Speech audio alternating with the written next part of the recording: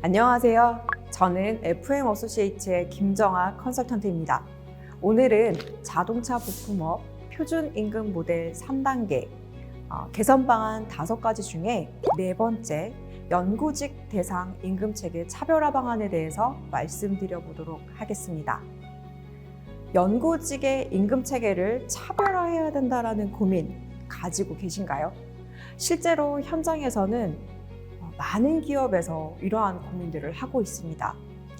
자동차 산업은 친환경화, 지능화 등 미래체 산업으로의 전환이 빠르게 이루어지고 있는 상황입니다. 이래서 자동차 산업 내에서는 기술 개발, 투자, 그리고 연구 인력에 대한 수요가 급증하고 있는데요. 대기업은 이러한 기술에 집중하기 위해서 높은 보상 수준과 우수한 근로 환경으로 많은 인력들을 끌어들이고 있습니다. 중소기업과 중견기업은 연구개발 투자와 연구 인력들에 대한 확보를 중요하게 생각하고 필요성을 인지하고 있으나 산업 전반적으로 이미 그 수요가 급증한 터라 이러한 연구 인력들을 확보하기가 쉽지 않은 상황입니다. 해서 많은 기업들은 연구 인력을 대상으로 어떻게 하면 임금 체계를 조금 더 매력적으로 살게 해서 우리 회사에 필요한 연구 인력들을 확보하고 유지할 수 있을까에 대한 고민을 많이들 하고 있는 상황입니다. 해서 오늘은 연구직들을 대상으로 조금 더 매력적인 임금 체계를 운영하기 위해서는 어떻게 차별화할 수 있는지 한번 살펴보도록 하겠습니다. 연구직들의 임금 체계를 차별화할 수 있는 방안으로 3단계로 한번 말씀드려 볼 텐데요. 첫 번째는 기본급을 차별화하기 위한 시장임금조사 단계입니다. 시장임금조사를 통해서 우리 회사의 연구직들의 기본급 수준을 확인하고 실제 어느 정도로 그 수준을, 그 처우를 상향화시킬 것인지에 대한 논의가 2번째 단계라고 보시면 되겠습니다. 그리고 마지막으로는 기본급이 아닌 성과급 혹은 수당을 연구 인력을 대상으로 어떻게 차별화해 볼 수 있는지 살펴보도록 하겠습니다. 가장 먼저 시장임금 조사를 통한 우리 회사 연구직들의 상대적 임금 수준을 파악하는 단계입니다. 시장임금 조사를 하기 위해서는 먼저 대상 기업을 선정을 해야 되는데요. 대상 기업은 그 지역 내에서 인력 이동이 잦거나 수시로 비교가 되는 그러한 기업들을 결정할 필요가 있고요. 또한 동종업계, 유사 제품군의 기업들을 대상으로 시장임금 조사 대상 기업을 선정할 수 있습니다. 그런데 그렇게 기업들을 선정하다 보면 매출 규모가 조금씩 다를 수 있을 겁니다. 예를 들어 어떤 기업은 1000억대 우리 회사와 비슷한 수준이지만 인력 이동이 잦은 어떠한 기업은 매출이 5천억대 이상으로 우리 회사보다 조금 더 큰 규모의 회사가 시장임금 대상으로 들어갈 수 있죠. 이럴 때는 매출 규모별로 그룹핑을 해서 비교를 해보시는 것도 굉장히 중요합니다. 시장임금 조사 대상 기업이 선정됐다면 그 기업의 임금 정보를 파악해야 할 텐데요. 해당 기업의 HR 담당자와의 네트워크가 확보되지 않았다면 사실 실질적인 임금 데이터를 얻는다는 건 쉽지 않을 겁니다. 그러할 경우에는 오픈된 임금 정보를 활용하실 수 있습니다. 채용 사이트인 잡코리아, 사람인, 잡플래닛과 같은 사이트에 들어가 보시면요. 다양한 방식으로 그리고 기준으로 그 회사의 직급별 혹은 연차별 임금 정보를 제공하고 있습니다. 그래서 이러한 데이터를 활용을 하시되 단 이러한 데이터의 신뢰도를 높이기 위해서는 채용 사이트 간 수집된 데이터를 교차 검증하시고 관련 산업 및 기업 규모에 따른 평균 임금 데이터를 고용노동부의 임금직무 정보 시스템을 통해서 검증하시는 것이 바람직합니다. 네, 이렇게 오픈된 소스 혹은 인적 네트워크를 통해서 임금 정보를 확인할 수 있는 방식을 찾았다면요. 실제로 어떻게 임금 정보를 정리할 것인지를 살펴봐야 되는데요. 보시는 것처럼 시장임금은 통상 사원, 대리, 과장, 차장 등 직급별 평균 임금으로 제시되어 있는 경우가 굉장히 많습니다. 그래서 이러한 시장임금 데이터를 활용하기 위해서는 이러한 시장임금 이 임금 값을 우리 회사 어떤 직급에 어떤 연차로 매핑할 것인가를 사실은 살펴봐야 되는데요. 지금 보시는 것처럼 일반적으로 자동차 부품의 직급 체계는 사원 3년, 대리 5년, 과장 5년, 차장 7년 정도로 이루어져 있다는 것을 저희가 확인할 수 있습니다. 시장임금 조사를 통해서 우리 회사 임금 수준의 외부 경쟁력을 알아보는 것도 중요하지만 본 스텝에서는 우리 회사의 연구직, 특히 연구직의 임금 경쟁력이 어느 정도인지 살펴보는 것이 중요합니다. 그래서 지금 보시는 그래프처럼 단순히 선임 직급에서 수석 직급에서의 경쟁력이 어떠하냐 수준이 아니라 나아가서 각 직군별로 임금 수준의 경쟁력이 어떠하냐를 살펴볼 필요가 있는데요. 지금 보시는 한 예시는 저희가 이번 사업을 통해서 참여했던 한 기업의 실제 사례인데요. 다른 직군 대비 연구직이 전 직급에서 임금 경쟁력이 낮은 것을 확인할 수 있었습니다. 우리 회사의 연구직의 직급별 임금 경쟁력을 확인했다면 다음은 이러한 경쟁력을 어느 수준으로 타겟해서 개선할 것인가를 결정해야 되는 부분이 있습니다. 일단 임금 목표값, 타겟을 결정하기 위해서는 우리 회사는 어떤 직군의 경쟁력을 조금 더 강화해야 하고 어떤 직급의 경쟁력을 강화할 건지 고민을 좀 해보아야 하는데요. 직군, 직급별로 우리 회사에서 조금 더 전략적으로 경쟁력을 강화해야 하겠다 싶은 영역을 찾아보는 것이 필요합니다. 그래서 지금 보시는 그림처럼 각 직군 내에서 특정 직급별로 어떠한 경쟁력을 가져야 하는지 그 수준을 좀 가늠을 하시고 그 수준에 따라서 타겟 임금 수준을 결정 지을 수 있는데요. 지금 보시는 표를 보시면 기술 연구 직군의 경쟁력이 하이로 랭크되어 있고 기술 연구 직군 내 직급 중에서도 선임 직급의 하이로 랭크되어 있는 것을 보이실 겁니다.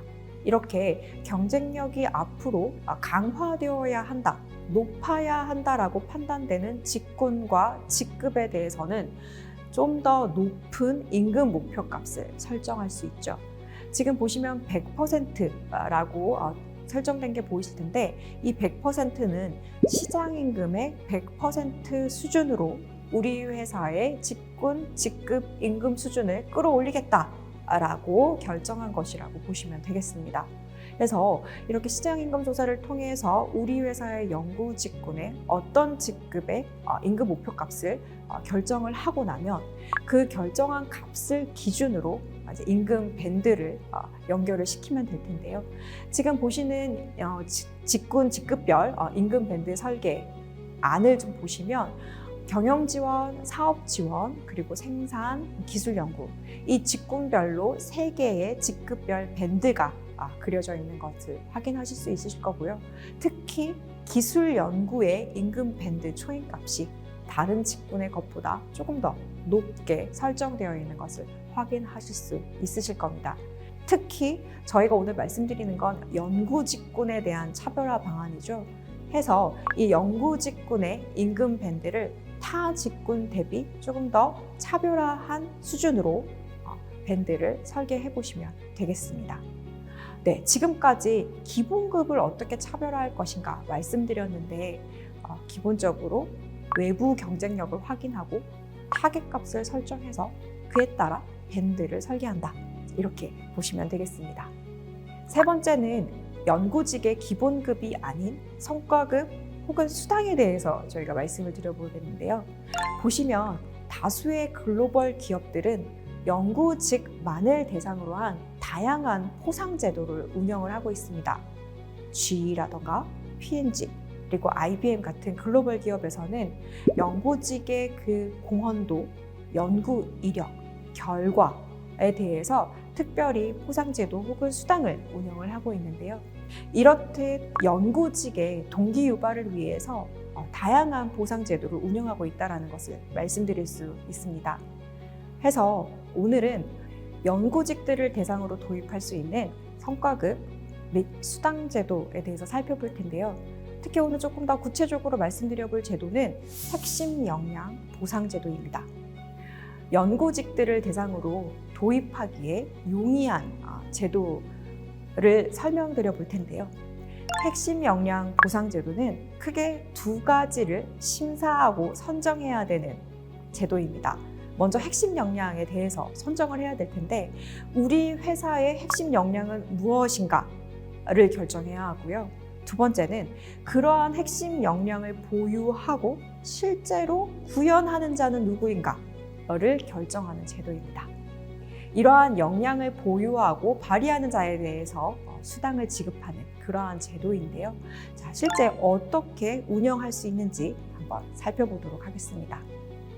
보시는 건 이 핵심 역량 보상 제도를 운영하는 프로세스인데요.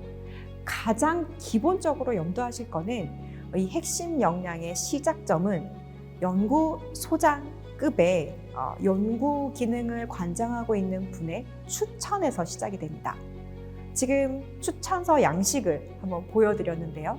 이 연구 기능을 관장하시는 리더분께서는 우리 회사의 핵심 역량이 무엇이고 그 핵심 역량을 보유한 자는 누구인지에 대해서 추천을 하게 됩니다. 연구 기능을 관장하는 리더분께서 핵심 역량과 그 역량을 보유한 자를 추천을 하게 되면 실제 심사 프로세스가 진행이 되게 되는데요. 가장 먼저 핵심 역량에 대해서는 HR과 전문기술위원회가 두 가지 관점에서 심사를 합니다. HR 입장에서는 이 핵심 역량을 보유한 자를 채용하는 것이 얼마나 어려운가, 즉 시장에서 얼마나 희귀한가에 대한 관점에서 심사를 하게 되고요. 전문기술위원회에서는 이 역량이 우리 회사의 전략을 달성하고 성과를 창출하는 데 얼마나 중요한가의 관점에서 심사를 하게 됩니다. 그러면 이 채용 난이도와 중요도 이 두 가지를 기준으로 심사를 해서 이러한 단계가 모두 높다라고 판단될 경우에는 우리 회사의 핵심 역량이라고 선정이 되는 것이죠. 핵심 역량이 선정되면 실제로 그 역량을 보유한 자가 누구인지 심사하게 되고 최종적으로 이 핵심 역량 보상 제도의 대상자를 선정하게 된다라고 보시면 되겠습니다. 핵심 역량을 선정하는 두 가지 심사 기준에 대해서 조금 더 자세히 살펴보도록 하겠습니다. 말씀드렸던 것처럼 채용 난이도와 기술 중요도 이 두 가지를 심사하게 되는데요. 채용 난이도는 이 시장에서 이러한 역량을 가진 자를 채용하는 것이 얼마나 어려운지 난도 차원에서 심사를 하게 되고요. 기술 중요도는 이러한 기술이 우리 회사의 성과를 창출하는 데 혹은 전략을 달성하는 데 얼마나 중요한가를 가지고 심사를 하게 됩니다. 이렇게 채용 난이도와 기술 중요도를 기준으로 핵심 역량이 선정이 되었다면 그 선정된 역량에 대해서 이러한 역량을 보유한 자는 누구인가에 대한 심사를 진행을 하게 되죠. 결국 이러한 핵심 역량과 그 역량을 보유한 자에 대한 심사를 통해서 핵심 역량 보상 제도의 대상자를 결정을 하게 되는데 사실 이러한 프로세스는 많은 회사에서 진행하고 있는 핵심 인재 관리 프로세스와 유사합니다. 핵심 역량도 매년 선정하는 것이 아니라 실제로 선정된 이후에는 그 역량이 지속적으로 핵심 역량으로 인정할 만한가 라는 관점에서 풀인, 풀아웃 되고 핵심 역량 보상 제도를 받고 계시는 그 대상자도 또한 풀인, 풀아웃 되게 될 텐데요. 그러한 핵심 인재 관리 프로세스와 조금 다른 건 앞에서도 말씀드렸지만 이 제도에는 크게 두 가지의 심사 기준이 있다는 것. 그러니까 핵심 역량에 대해서도 선정을 해야 된다는 게 그 차이라고 보시면 되겠습니다. 이렇게 핵심 역량 보상 제도를 연구직 대상으로 도입할 수 있는 성과급 혹은 수당의 형태에서 설명을 드렸습니다. 오늘 자동차 부품업 표준임금 모델 3단계 중에서 개선 방안, 네 번째, 연구직 대상의 임금 체계 차별화 방안에 대해서 말씀드렸습니다.